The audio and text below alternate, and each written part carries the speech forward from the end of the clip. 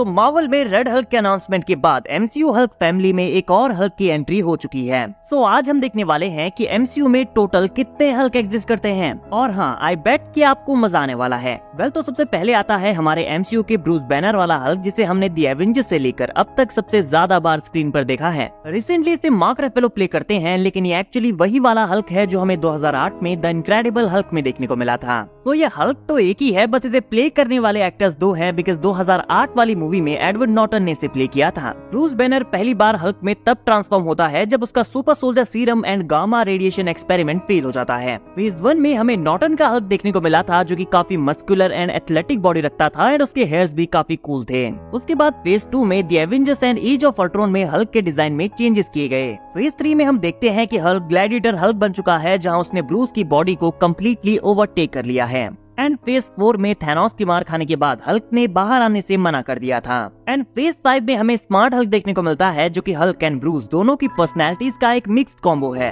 अब बात करते हैं हल्क की सिस्टर जेनिफर वॉल्टर्स यानी कि शी हल्क की। और शी हल्क को हमने पहली बार शी हल्क टीवी शो में देखा था, जो कि प्रोफेशनली एक लॉयर है। और यहाँ हमने ये भी देखा कि एक कार क्रैश में ब्रूस के ब्लड की कुछ ड्रॉप्स उसके वुंड में गिरती हैं और वो शी हल्क में ट्रांसफॉर्म हो जाती है। और शी हल्क अपनी पावर्स को इजीली हैंडल कर सकती है, लेकिन वो स्ट्रेंथ के मामले में हल्क जितनी पावरफुल नहीं है। अब आता है हल्क का सन स्कार, जो कि हमें शी हल्क सीरीज के फिनाले में देखने को मिला था। स्कार एक्चुअली प्लेनेट सकार से बिलोंग करता है, वही प्लेनेट जहां हल्क एज ऑफ अल्ट्रॉन में गया था और थॉर रैग्नारॉक के एंड में वापस आया था। तो इससे हम ये आइडिया लगा सकते हैं कि स्कार उसी टाइम पीरियड के दौरान कहीं पैदा हुआ होगा, लेकिन यहाँ स्कार की मदर का कोई रेफरेंस नहीं दिया गया है। फिलहाल के लिए हम बस इतना जानते हैं कि स्कार हल्क का बेटा है। नेक्स्ट आता है हमारे जनरल थैडियस थंडरबोल्ट रॉस का रेड हल्क। मूवी में ब्रूस का हल्क बनने का रिस्पॉन्सिबल इनडायरेक्टली रॉस ही था, और थंडरबोल्ट रॉस कॉमिक्स में मोडॉक एंड द लीडर की हेल्प से रेड हल्क में ट्रांसफॉर्म होता है। और द लीडर कौन है इसके बारे में मैं आपको आगे बताने वाला हूँ, because I think captain America brave new world में इस कैरेक्टर का काफी बड़ा रोल होने वाला है, क्योंकि इस मूवी में हमें पहली बार Thunderbolt Ross as a Red Hulk देखने को मिलने वाले हैं। एंड हो सकता है कि यहाँ भी रॉस का रेड हल्क में बनने का रीजन वही हो।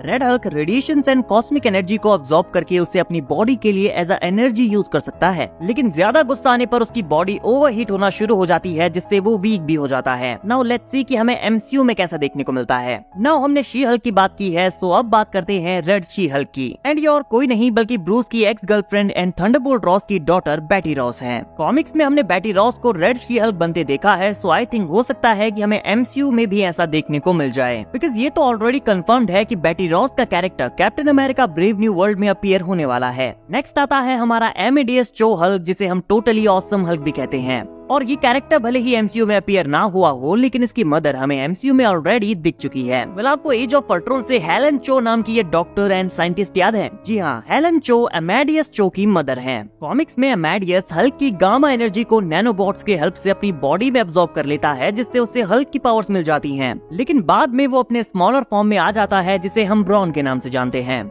नेक्स्ट है Richard Rick Jones, also known as a bomb. Rick actually Culver University का एक स्टूडेंट होता है, जो कि ब्रूस के हल्क के साथ हुए एक एक्सप्लोजन में ए बॉम्ब में ट्रांसफॉर्म हो जाता है। और ये ब्लू कलर का एक हल्क है, जो कि इनविजिबल भी हो सकता है। और रिचर्ड रिक जोनस के एमसीयू में कुछ रेफरेंस हैं, जो कि ये हाईलाइट करते हैं कि रिक यहाँ भी एग्जिस्ट करता है। नाउ बात करते हैं कैप्टन एमियल ब्लॉन्स्की एके अबॉमिनेशन की। एमियल एक्चुअली हल्क को पकड़ने के लिए थंडरबोल्ट रॉस की हेल्प से अपनी बॉडी में सुपर सोल्जर सीरम डालता है, जिसके बाद वो डॉक्टर सैमुअल स्टन्स को उसे हल्क की तरह बनाने के लिए कहता है। एंड सैमुअल उसकी बॉडी में ब्रूस का blood and gamma radiation inject करता है और वो अबॉमिनेशन में बदल जाता है। अब बात करते हैं सैमुअल स्टन्स एके द लीडर की। वेल, सैमुअल स्टन्स एक्चुअली एक बायोलॉजिस्ट है, जो कि द इनक्रेडिबल हल्क में ब्रूस की कंडीशन को क्योर करने की कोशिश करता है। और मूवी में हम देखते हैं कि हल्क के ब्लड की कुछ ड्रॉप सैमुअल स्टन्स के वुंड में गिरती हैं, जिसके बाद उसका हेड मूव करने लगता है और यहाँ वो इविल बन जाता है। और सिर में ब्लड ड्रॉप गिरने की वजह से उसकी मेंटल एबिलिटीज इंक्रीज हो जाती हैं, जिसके बाद वो कुछ ऐसा दिखता है।